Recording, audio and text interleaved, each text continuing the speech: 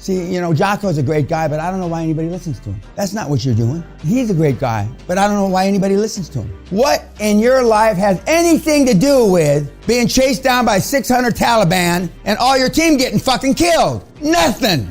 I mean, give me a fucking break. You do it to procrastinate. You want to live vicariously through some great war heroes, and Jocko was one. But what the fuck's that got to do with making a fucking cold call? Nothing. Absolutely. But it fills your day. And when you start keeping track, it's going to be a sobering fucking experience. For some of you, it's going to be a religious experience. I mean, literally. We've turned people to the priesthood from this thing. This shit ain't for me. Literally. We've turned people to become fucking nuns from this fucking deal. This shit ain't for me.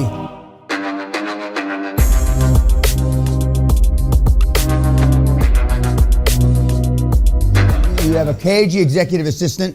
You've got a VP of red tape, VP of fear, VP of status quo, VP of skepticism. The director of paperwork reports to the VP of red tape. The director of vacillation and the director of hesitation report to the VP of fear. The directors of inaction and the director of overthinking report to the VP of status quo, and your directors of more data and director of suspicion report to VP of skepticism.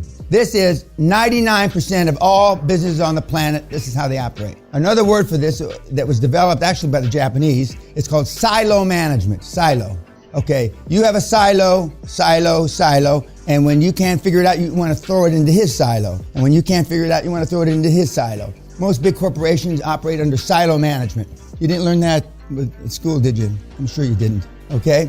This is why, for people that have been out in the real world so long, adapting QLA is so tough. Because you've got all these fact patterns that are bad. Most people that come here, save a few world-class athletes, have fact patterns, and that's how you manage big organizations, but the fact patterns are all wrong. And the few habits they have, for example, taking a break. I didn't even know you had breaks. But now in an 8-hour shift, you get 2 breaks or more? 3, fuck. And are they 10 or 20, what are they? To do what? No, I mean, these aren't bathroom breaks. These are breaks to just rest or not do anything, right? In the old days, when I worked in a big company, well, Bear Stearns is a big company, they used to congregate at the water cooler. They used to call it that. Water, you go to and they had water coolers, and that's where the coffee was. But nobody ever stood around there 10 or 15 minutes. You pour yourself a glass of water or a cup of water, or you got an instant coffee and you went back to your fucking desk. And growing up, or in my initial work stations, so to speak, when I got out of school, when I came back from the military, you ate lunch at your desk. And you used to come to work 20, 30, even an hour before your shift started when you were supposed to work. And you normally stayed 30, 40, 50, an hour after. And part of the reason is you wanted to beat traffic getting to work, and you didn't want to fight traffic going back to work. But a result of that is that you worked 2 or 3 extra hours, which you didn't get paid for. And putting in for overtime, you were a wuss. At the Amazon culture, it's one of the articles I sent you to read before you came here. 80 hours to keep a week. 80 hours a week to keep your job, 85 hours to be considered for promotion, and normally 90 hours a week to get a promotion. And that's not a company policy, because that's not what the company policy says. That's not what the human resource policies say. That's enforced by the peer pressure of the employees at Amazon. And if you put in for overtime, they don't do a blanket party in the military where they come at night and they put a blanket over you and everybody kicks the shit out of you. Well, they don't do a physical blanket party, but they do a verbal blanket party. And so the pressure is on. It's similar at Elon Musk's companies, and it was similar like back in the day with the guy, the biggest asshole of all time that you saw last night, and Henry Ford and Vanderbilt and all these guys, and Rockefeller. But and the reason this still exists today is because somebody at the top isn't making everybody accountable. And for those of you that are in marketing and sales, I said it, I think, the first day, I used to, when I came to work, and I was normally one of the first ones there, I didn't ask him, did we do any business yesterday? I want to know how much fucking sales we made. How many sales, not if we made sales. And of course now, I monitor the stuff, you can monitor it hourly. And when you start making people accountable on some level vis-a-vis the reports you're going to get to turn into me, any of your employees, I guarantee you people will quit. People there 25 fucking years will quit, and you won't have to fire them.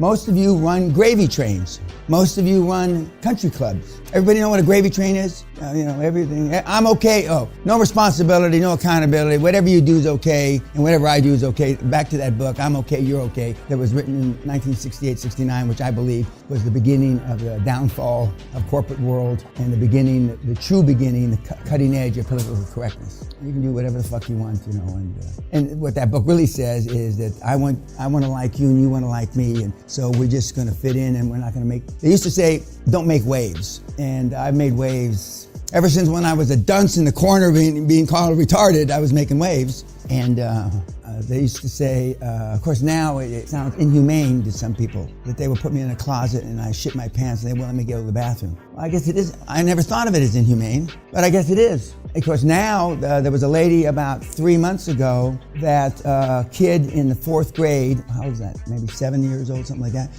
wanted to go to the bathroom and he peed in his pants, and so the teacher made him put, you know how the big trash bags, those plastic trash bags, made him put a trash bag on and tie it at the waist, and it made CNN. There's another story, you're going to get these slides. There's another story, not a story, a true thing, in the South, in someplace, Alabama someplace, a black teacher, secondary school teacher, junior high school teacher, beat up a kid for being a smart mouth. Didn't send him to the boys' vice principal or whoever, just kicked the shit out of him. And you can't find it on CNN. Now, if that had been a white teacher beating the shit out of a black student, they'd be marching with placards. Okay, but some of the kids I'm getting off on a tangent. Some of the kids, I believe with all my heart, need to get the shit kicked out of them. Okay, and now they can't. But this is either directly or indirectly how you've been taught. Obviously, they don't call them that, but that's it. Every organization has got a skeptic. That can't work, right? Every organization is it's not make waves, status quo. And your parents, and hopefully not your grandparents, and that's where they worked. But the days of working 40 years for British Telecom or IBM and getting a watch at the end of 40 years are gone. They're gone. Yet many of the established rules and regulations are still lingering on, even if they're not in written form. And that's why when you go back, they're going to think that you're crazy. Yesterday, the cricket that England won the world at Lourdes, they didn't give up, right? And it could have gone either way. Same in Wimbledon. Neither Roger nor Djokovic gave up. And the reason why we have such a high death count in this program is because the kids give up. They just give up. They decide, not externally, but internally, well, I don't want it that bad. They don't want it that bad. And, or just below that, they, like the kid, the example I gave you, the Olympian, I'm gonna go to the Olympics, but he didn't win any medals. But just to go to the Olympics is a feat, extraordinary feat. But I would think that, why wouldn't you want to get a medal? All that effort, all that, that. Before we get into the movies, we're going to show you today 2 different systems to make it to the Hall of Fame. Spreadsheeting guy and the non-spreadsheeting guy. This is the spreadsheeting guy. Pay close attention, meathead. Okay.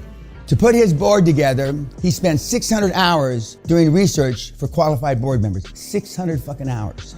This is just for one. No, this is to get to the Hall of Fame. Okay. He spent 600 hours. He looked at over 1,000 qualified individuals. He sourced board groups, linked American, I forget what that ACHE stands for, and personal contacts. He had 300 professional interviews. Okay, Nigeria's already sick to his stomach. He's about to pass out, okay? Now this is right down your alley, boy. This is right down your goddamn alley, okay? He found 7 strong core professionals. I could have retired with $1 billion by the time I did all this work. Okay, but this is one methodology. Took him a long time. But he was a spreadsheeting son of a bitch.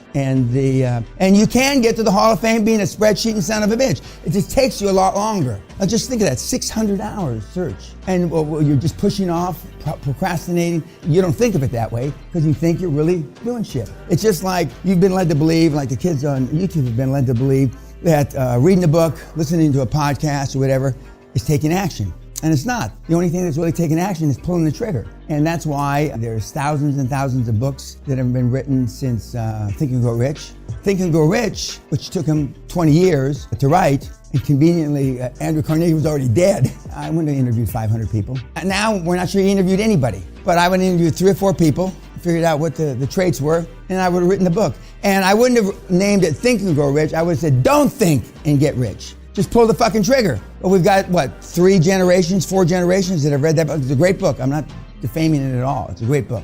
But I think I took 20 years to build his model. And so subconsciously, 20 years. Now, 20 years is a generation just to write a goddamn book. Now, we have other people that have taken 40, 50 years and they write their memoirs, but that's not what I'm talking about. But so this is the method. I show it to you not because I recommend it. I show it to you, but even spreadsheeters that don't know any better can get to the Hall of Fame doing it this way. Now, last night you saw the lone survivor guy, who was the SEAL team guy, the only guy, and listened to him. And the gist of that is they never gave up. They didn't cry, they didn't whine, and that's just, that's the business they were in. Which is going to be the antithesis, not the antithesis, but almost the antithesis of everybody that comes through the program doesn't think that way. Yes, sir. You've got a great podcast, Marcus.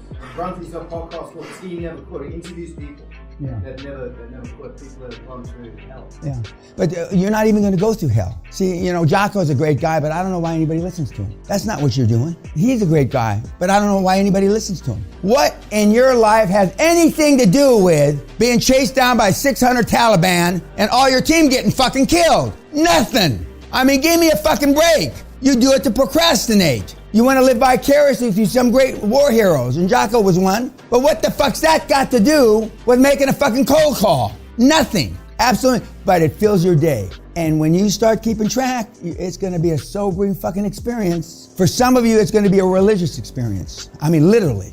We've turned people to the priesthood from this thing. This shit ain't for me. Literally. We've turned people to become fucking nuns from this fucking deal. This shit ain't for me. When I say that at least when you leave here, you never have to read another book, nothing. You're all going to read books and you're all going to do all of you, every swinging dick in this room.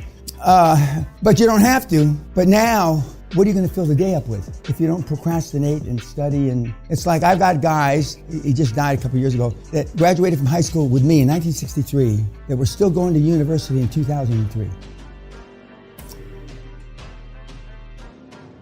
Still going to school. Yeah, a couple of PhDs, a master's in this and an MBA, and then there was no more degrees to get. Then they just went to school for the experience. And you can go to school and not get a grade. I forget what it's called. Where you just sit in the class, you audit the class. 20 years of fucking audit in university courses. Never had a job. Came to the 50-year reunion and high school reunion looking like a fucking, well, they don't call them hippies anymore, but you know what I mean, Who's that? And he says, oh, that's so-and-so.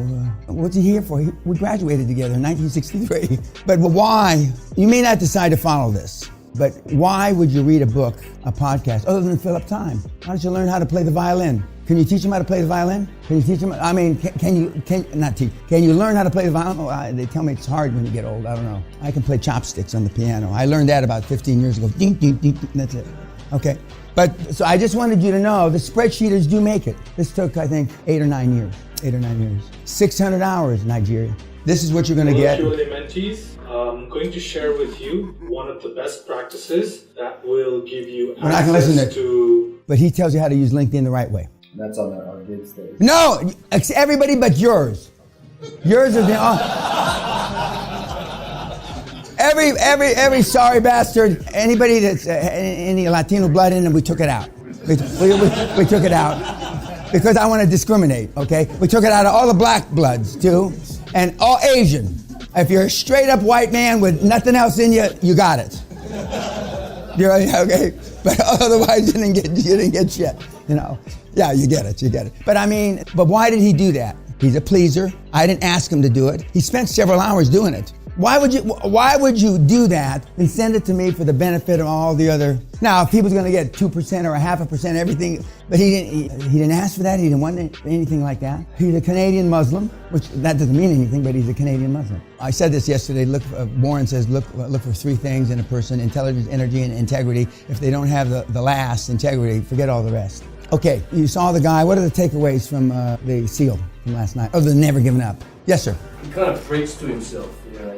You're playing the beach. Get up and go. Correct. This morning I listened to myself, as I do in preparation for today. I cried for 20 minutes listening to myself. I love my fucking voice. I mean, I had tears running down my cheeks. Fuck, that's dynamite. Fuck, Dan, you are the best that ever lived. You are the greatest of all motherfucking time. My first wife and Sally would say that we worship the ground Dan walks on. We love him to death. But his love, our love for him is transitory compared to his love for himself. So as much as, and that's why the nastier I am, the more people that love me.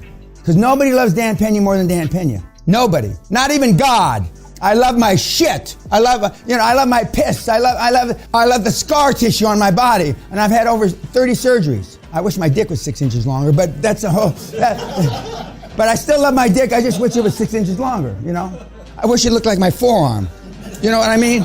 You know what I mean? But other than that, I still love that little fucker, you know, but I just wish it looked like this. But you're going to have these tools. You're going to have these tools, and when you listen, you know, and there's a section, what did you do to waste time? And you put down 7 hours. 7 hours. That's not in a week, it's in a day. There's 24 hours in a day. You go, fuck, maybe he's right. The old man's right. Maybe I am a worthless piece of shit. I mean, maybe I am retarded. I got to go check back, and maybe I've been. And don't go out and take another IQ test because I don't want to scare you. And don't go out and take a testosterone test. Some of you will be suicidal because you don't have any. Testosterone peaks out at 26 years of age, more or less, plus or minus 5%. And by the time you're 70, you virtually have no testosterone left. Zero.